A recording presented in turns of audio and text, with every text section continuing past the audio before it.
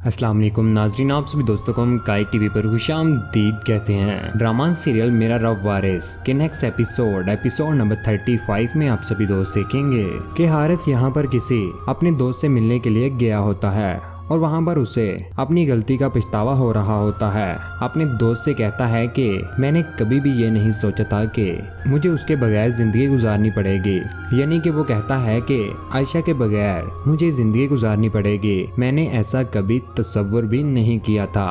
आगे से उसका दोस्त उसे तसल्लियां देना शुरू हो जाता है और उसे समझाता है। लेकिन दूसरी जानिब जो आयशा है, उसका बाप उसके कमरे में जाता है तो आयशा अपने बाप से कहती है कि जो लोग अपने रब और कुरान पर हाथ रख के झूठी गवाही देते हैं, मुझे उन लोगों से सख्त नफरत है और खुदा भी उन लोगों को कभी माफ नहीं करेगा। और ये भी कहती है कि मुझे उन लोगों से गिला है कि जो झूठी गवाही देते हैं और उन पर लोग भरोसा कर देते हैं, और उन लोगों को मेरे साथ ऐसा नहीं करना चाहिए था। किसी ने झूठी गवाही दे दी तो उसका किरदार अच्छा या बुरा साबित नहीं हो सकता है।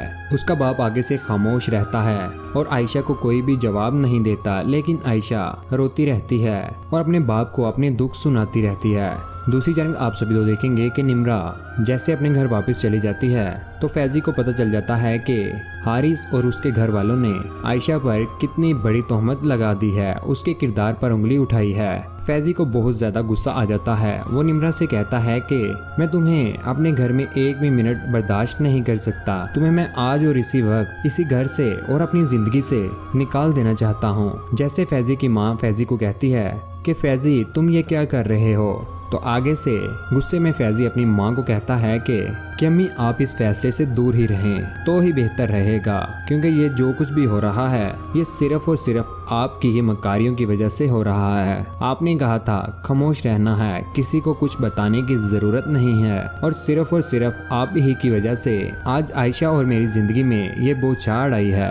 और फिर निम्रा उसे बताती है कि मैंने तो सब कुछ छोड़ा है और तुम्हारे पास आ गई हूँ। मुझे पता है कि तुम्हारा और आयशा का किरदार बहुत अच्छा है, मैं अपने भाई को भी समझाने की पूरी कोशिश करूंगी, और इसीलिए मैं अपने भाई और माँ बाप को छोड़कर तुम्हारे पास आ गई हूँ। और इसी तरह दूसरे दिन जब हारिस के बाप को ये पता चलता है कि आयशा क्यों घर से चली गई है, तो मजहर की बीवी भी वहाँ पर आई होती है। हारिस का बाप उसे कहता है कि आज तक हमने उसकी गलती को इसलिए बर्दाश्त करते रहे कि तुम्हारी खुशी के लिए कि वो तुम्हारा शोहर है, लेकिन उसकी अब इतनी हिम्मत हो गई कि वो किसी के किरदार के बारे में गवाही देता फिर रहा है। मैं ये कभी भी बर्दाश्त नहीं करूँगा कि वो मेरे घर की बहू पर तोहमतें लगाता फिरे। और अपनी बीवी से कहता है कि दुर्गाना मुझे तुमसे ये उम्मीद नहीं थी, तुमने जो कुछ भी आयशा के साथ किया है। और यही बात करते हुए वो वहाँ से चला जाता है गुस्से से। पीछे दुर्गाना बेगम बहुत ज्यादा परेशान हो जाती है कि मैंने भी शायद गलती कर ली है मजहर पर इतबार करके। लेकिन दोस्तों आप सभी दोस्तों को क्या लगता है कि हारिस ने जो कुछ भी किया है कि वो गलत किया है और मजहर ने तो आधे ही पार कर दी हैं। लेकिन दोस्तों आने वाले एपिसोड में हारिस हो जाएगा फिर से आयशा का और मजहर की हकीकत सबके सामने खुलकर आ जाएगी।